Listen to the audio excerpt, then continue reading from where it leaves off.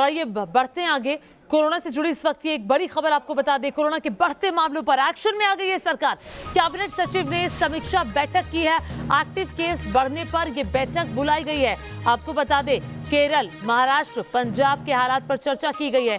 कर्नाटक, तमिलनाडु और गुजरात में भी लगातार कोरोना के मामले बढ़ते जा रहे हैं। खास करके महाराष्ट्र में तो जितने मामले पूरे देश भर में आ रहे हैं, आधे मामले तो केवल महाराष्ट्र से आ रहे हैं। अगर 16,000 से ज्यादा मामले हैं तो 8,000 प्लस मामले केवल महाराष्ट्र से सामने आ रहे हैं। वहीं दिल्ली जो है देश की राजधानी है और चिंताजनक हालात ये है कि हर दिन के साथ मामले बढ़ रहे हैं। भले ही 30-35 बढ़ रहे हैं, लेकिन 256 ये आंकड़ा हर रोज का हो गया है। पंजाब भी परेशान है कोरोना के बढ़ते मामलों से। उधर नाइट कर्फ्यू का ऐलान किया गया है वर्धा में, महाराष्ट्र के। और देखिए, अब हम ग्राफिक्स के जरिए आपको बता रहे हैं कि क्या स्थिति है। देखिए, 3 दिन से 16,000 से ज्यादा केस आ रहे हैं और ये जो आंकड़ा है ये वाकई में चिंताजनक आंकड़ा है। लेकिन वैक्सीनेशन घट रहा है, वैक्सीनेशन लक्ष्य से कम हो रहा है। और अकेले महाराष्ट्र में बात की जाए तो 50% मामले आ रहे हैं। दूसरी डोज से दूरी बनाई जा रही है।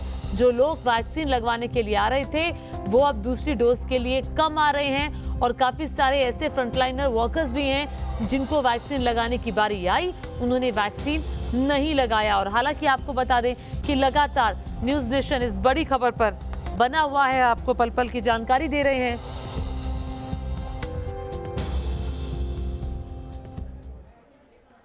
और इस वक्त हमारे साथ तमाम खास मेहमान बने हुए हैं। हमारे साथ डॉक्टर मनोज शर्मा मौजूद हैं, हेल्थ एक्सपर्ट हैं। डॉक्टर शरद सिंह हैं, वो भी हेल्थ एक्सपर्ट हैं। डॉक्टर स्वाति माहेश्वरी भी जुड़ रही हैं, हम स्वाति माहेश्वरी के पास भी चलेंगे। लेकिन आपको बता दें, एक हफ्ते पहले तक दिल्ली में कोरोना मरीजों की संख्या बेहद कम हो गई थी, लेकिन अब पॉजिटिव मामलों की संख्या बढ़ रही है। न्यूज नेशन संवाददाता राहुल डबास की रिपोर्ट देखिए। दिल्ली में लगातार कोरोना के मामले बढ़ते चले जा रहे हैं। शनिवार एतवार को आमतौर पे टेस्टिंग कम होती थी, लेकिन इस वक्त हम राजीव गांधी हॉस्पिटल के बाहर मौजूद है। ये सबसे बड़ा हॉस्पिटल है अगर कोरोना के लिहाज से देखें, टेस्टिंग के लिहाज से देखें। और आप देख सकते हैं कि दोपहर का समय है, फिर भी यहाँ पर कितनी बड़ी संख्या में वो सिम्टोमेटिक लोग पहुँचे हैं जिन्हें इस बात का अंदेशा है कि उन्हें कोरोना के लक्षण है, लिहाजा कोरोना हो सकता है। फ्लू कॉर्नर बनाया गया और यहाँ पर लगातार टेस्टिंग की जा रही है। टेस्टिंग को बढ़ाया गया है जिसकी वजह से आंकड़े भी बढ़ते हुए नजर आ रहे हैं। जहां फरवरी की शुरुआत में 40,000 से भी कम टेस्टिंग थी प्रतिदिन, अब 62,000 63,000 के आसपास पहुंच चुकी है। लेकिन आंकड़े भी तेजी से बढ़ रहे हैं। एक समय दिल्ली में 100 से कम केस आ रहे थे प्रतिदिन, लेकिन अब बीते 24 घंटे में 258 256 तक केस आए हैं। डॉक्टर छवि हमारे साथ बात करने के लिए है। मैम, किस तरीके के हालात फिलहाल आपको नज़र आ रहे हैं दिल्ली के, क्योंकि आपका तो हॉस्पिटल ही कोविड डेडिकेटेड की तरह से काम करता है। कितने पेशेंट पॉजिटिव आ रहे हैं? हमारे पास फ्लू कॉर्नर और होल्डिंग एरिया की फैसिलिटी डेली उपलब्ध है। फ्लू कॉर्नर में जैसे आप देख सकते हैं डेली पेशेंट्स आ रहे हैं टेस्टिंग कराने के लिए। और पहले ऑलमोस्ट 0 आ गया था आंकड़े, जब एक भी पॉजिटिव नहीं आता था दिन में। पर बीते 2-3 दिनों से पॉजिटिव आने शुरू हो गए हैं। परसों करीब 5 लोग पॉजिटिव आए हैं और कल भी 7 लोग आए हैं। पर क्योंकि वो एसिम्टोमेटिक थे या माइल्ड सिम्टोमेटिक थे तो उन्हें घर पे आइसोलेशन पे भेज दिया गया है। अभी एडमिट की स्थिति नहीं है, बट हाँ पॉजिटिविटी रेट बढ़ने लग गया है। जिस तरीके से टेस्टिंग बढ़ रही है, पॉजिटिविटी रेट बढ़ रहा है, ऐसे में लगता है कि दिल्ली चौथी वेव की तरफ जा सकती है, क्योंकि अभी तक 3 वेव दिल्ली देख चुकी है। कह तो रहे हैं कि हाँ दिल्ली चौथे वेव की तरफ जा सकती है, पर अगर हम वैक्सीनेशन को सीरियसली लें और दोनों डोजेस अपनी टाइम पे लगवाएं, मास्क पहने, सोशल डिस्टेंसिंग करें, तो जहाँ तक हमें उम्मीद है कि हम इसको अवॉइड भी कर सकते हैं, इसको हरा भी सकते हैं। दिल्ली के लिए दोहरी मुसीबत है। पहली मुसीबत ये कि जिन राज्यों में नया स्ट्रेन है वहाँ से तो लोग आ ही रहे हैं, साथ में आंदोलन चल रहा है। आंदोलन की वजह से ना वहाँ पे टेस्टिंग हो पा रही है, ट्रैकिंग और ट्रेसिंग का तो भूल ही जाइए। जनसंख्या घनत्व तो बहुत ज़्यादा हो जाता है, भीड़ इकट्ठी हो जाती है। ऐसे में दिल्ली कहीं कोरोना बम के ऊपर तो नहीं बैठी हुई, यही बड़ा सवाल है। और इसी के समाधान की कोशिश केंद्र और राज्य सरकार दोनों ही मिलकर कर रही हैं। वीडियो जर्नलिस्ट जगदीश के साथ राहुल डबास, न्यूज़ नेशन, दिल्ली। तो कोरोना की चुनौती कितनी बड़ी है, इसी पर बातचीत करने के लिए डॉक्टर्स का पैनल इस वक्त मेरे साथ मौजूद है। डॉक्टर मनोज हमारे साथ हैं, डॉक्टर शरद सिंह हमारे साथ हैं, डॉक्टर स्वाति हमारे साथ हैं। डॉक्टर मनोज, सबसे पहले मैं आपके पास आना चाहूंगी।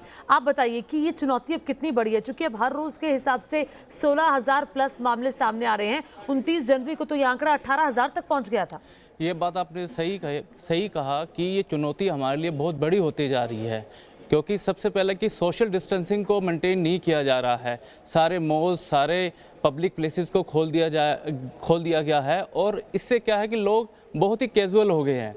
इसके चलते ही ये प्रॉब्लम दोबारा से होनी शुरू हो गई है। तो मेरे ख्याल से सोशल डिस्टेंसिंग एंड इवन लोग जो हैं अब मास्क का भी प्रॉपर यूज़ नहीं कर रहे हैं और सैनिटाइज़र तो भूल ही जा रहे हैं। तो ये एक बहुत बड़ा चिंता का विषय है आजकल होने वाला है। बिल्कुल, आप सही बात कह रहे हैं कि ये गलती कहीं हम पर भारी ना पड़ जाए। डॉक्टर शरद,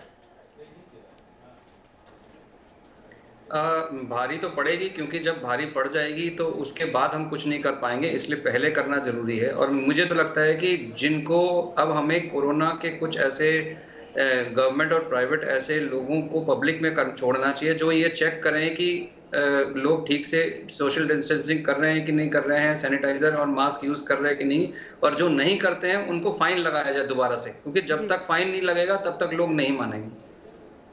डॉक्टर स्वाति, आपको लग रहा है कि ये जो अभी लापरवाही हो रही है ये हर तरफ से हो रही है? क्योंकि हमने टेस्ट बढ़ा दिए हैं, टेस्ट बढ़ गए हैं, कोरोना की अवेयरनेस हर जगह है, लेकिन फिर भी हम लापरवाही कर रहे हैं। और कितने हेल्थ वर्कर्स ऐसे हैं जो जिनका इंजेक्शन का वक्त आ गया है वैक्सीन का, वो वैक्सीन लगवाने नहीं जा रहे हैं। बिल्कुल ठीक कह रहे हैं आप ज्योति, और न केवल लोगों के एंड पे बल्कि एडमिनिस्ट्रेशन के एंड पे भी अब कहीं ना कहीं थोड़ी ढिलाई दिख रही है। क्योंकि देखिए बहुत सारे इंस्टीट्यूट्स, पहले तो हमने बहुत कम इंस्टीट्यूट्स और इस तरह के ऑफिसेज वगैरह खोले हुए थे, लेकिन अब आमूमन तौर पे देखें तो सब कुछ ही खुल चुका है। ऐसे में एक कहीं ना कहीं मॉनिटरिंग सिस्टम होना बहुत जरूरी है कि जो गाइडलाइंस SOPs इन इंस्टीट्यूट्स को सब जगह को दी गई है, ऑफिसेज वगैरह को, क्या उनका पालन वहाँ हो रहा है या नहीं। और वहीं अगर अब आप देखें तो शादियों की वजह से भी मुझे लगा है कि बहुत ज्यादा कोरोना फैला है, पूरे परिवार अब कोरोना से संक्रमित सामने आ रहे हैं। ऐसे में बहुत ज्यादा सावधानी की जरूरत हो रही है कि जो फॉल्स सेंस ऑफ नॉर्मलसी लोगों के अंदर आई है, एक फीलिंग आई है कि कोरोना का संक्रमण कम हो गया तो लोगों को लगा कोरोना खत्म हो गया, ऐसा बिल्कुल भी नहीं है। तो ये अभी भी हमें सचेत रहना जरूरी है। और अगर बात वैक्सीनेशन की करें तो देखिए कुछ फैक्टर्स हैं जिनकी तरफ सरकार को भी अब ध्यान देना होगा। देखिए कॉन्वैक्सिन वैक्सीन हम भारत में लगा रहे हैं, लेकिन अभी भी उसका डेटा पूरी तरह से सामने नहीं आया है एफिकेसी का, जिसका इंतजार लगातार किया जा रहा है। तो उसकी तरफ भी अब मेरे ख्याल से सरकार को ध्यान देना चाहिए कि उस डेटा को रिलीज करें, ताकि लोगों के मन में एक दोबारा से कॉन्फिडेंस आए, खासतौर से जो हमारे हेल्थ केयर वर्कर्स हैं। और अब वेरिएंट्स की वजह से भी, क्योंकि ये बात धीरे धीरे अब बात फैल रही है कि वेरिएंट्स के ऊपर जो वैक्सीन है उनका बहुत ज्यादा असर नहीं होगा, तो ये भी लोगों को पीछे पुश कर रहा है कि वो वैक्सीन नहीं लगवा रहे। ऐसे में मेरे ख्याल से जो हमारा अवेयरनेस कैंपेन है वो और स्ट्रॉन्ग होना जरूरी है। बिल्कुल, तो यहाँ सवाल डॉक्टर मनोज ट्रस्ट डेफिसिट का है, तो उसको कैसे उसकी भरपाई की जाए, कैसे लोगों को समझाया जाए कि भाई वैक्सीन बहुत जरूरी है?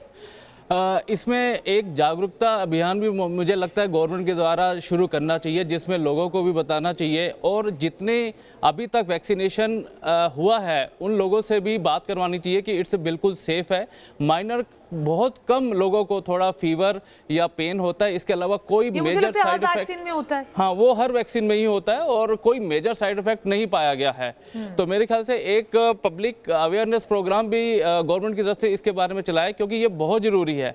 अगर हमने ये मास वैक्सीनेशन प्रोग्राम नहीं किया तो वेव पर वेव आती रहेंगी और हम फिर बैक टू स्क्वायर वन होते चले जाएंगे। डॉक्टर शरद, आपको लगता है कि अभी हमने बहुत जल्दी सब कुछ खोल दिया है, अभी थोड़ा सा इंतजार करना चाहिए था, जैसे कि डॉक्टर मनोज और डॉक्टर स्वाति ने भी कहा? जी बिल्कुल सही कह रहे हैं आप, बहुत जल्दी खोल दिया है। जैसे कि मतलब अब पब्लिक प्लेसेस पे भी, मॉल्स में भी और पब्लिक प्लेसेस में, जैसे शादियों में भी कोई सोशल डिस्टेंसिंग नहीं हो रहा है। मेरे अभी फीडबैक मेरे को मिला है कुछ दिन पहले, दिल्ली में ही बहुत लोगों ने वो कोई मीटिंग करी है, तो ये बहुत फ्रीक्वेंटली ये हो रहा है। अच्छा, दूसरा मैं ये कहना चाहूँगा कि वैक्सीन के लिए जो है ये माइनर साइड इफेक्ट्स होते हैं, तो ये डेफिनेटली सबको, क्योंकि मैं ज़्यादातर जो पेशेंट्स का फीडबैक लेता हूँ कहते हैं कि नहीं उसमें तो ये हो जाता है, उसमें तो पैरालाइज हो जाता है, उसमें तो फलाना हो जाता है, ढिकना हो जाता है, ऐसा कुछ। तो इसको हमें अवेयरनेस किसी तरह से बढ़ाना ही पड़ेगा कि vaccine is the only treatment और for prevention, there is no other treatment. और आप अपनी इम्यूनिटी बढ़ाइए और एक्सरसाइज करके डाइट से बढ़ाइए, पर vaccination is the only thing which can save us at the moment. ठीक है डॉक्टर स्वाति, आप बताइए कि अब पहले वाली भयावह स्थिति ना हो उसके लिए क्या कदम एडमिनिस्ट्रेशन को उठाने चाहिए और क्या कदम एक जिम्मेदार नागरिक होने के नाते हम सबको फॉलो करने चाहिए? बिल्कुल, देखिए एडमिनिस्ट्रेशन ने जैसे पहले भी दूरंदेशी से समय पर कदम उठाए थे, अभी फिर उसी दूरंदेशी की ज़रूरत है। हमें रिलैक्स नहीं होना है, हमें ये नहीं सोचना है कि अगर हमने एसओपीज़ या गाइडलाइंस बना दिए हैं, तो अब इंस्टीट्यूट्स की अपनी ज़िम्मेदारी है कि वो फ़ॉलो करें। कहीं न कहीं एक उनके ऊपर आँख रखना, निगाह रखना बहुत ज़रूरी है कि क्या सही में ये गाइडलाइंस फ़ॉलो हो रही है। उधर आपको टेस्टिंग और ट्रेसिंग बढ़ानी पड़ेगी, क्योंकि अब आप देख रहे हैं कि वेरिएंट्स हैं और वेरिएंट्स और भी तेज़ी से फैलते हैं और भी ज़्यादा जो है लोगों को ग्रसित कर रहे हैं। तो ऐसे में हमें ट्रेसिंग बढ़ानी होगी कि हम जल्द से जल्द लोगों को चिन्हित कर पाएं, जीनोमिक सीक्वेंसिंग करें, ताकि हमें पता चले कि कहाँ कौन से एरिया में जो है नए वेरिएंट्स फैल रहे हैं, ताकि हम उन्हें कंटेन कर पाएं। बिल्कुल, वहीं अलग लोगों अलग की बात वेरिएंट जो करें- है वो भी एक बड़ी चुनौती बनी हुई है। डॉक्टर मनोज, बहुत छोटा सा जवाब आपसे चाहूंगी हाँ। कि सरकार के सामने चूंकि लगातार बैठकों पर बैठकें हो रही हैं, 8-9 राज्यों के पर खास तौर पर नजर है, महाराष्ट्र हो, केरल हो, तमिलनाडु हो, तो कैसे, चूंकि वहां पर चुनाव भी होने वाले हैं। हाँ बिल्कुल, आपने सही कहा कि न्यू वेरिएंट्स की एंट्री होती जा रही है, स्पेशली ब्रिटेन से, साउथ अफ्रीका से, इवन ब्राज़ील से भी।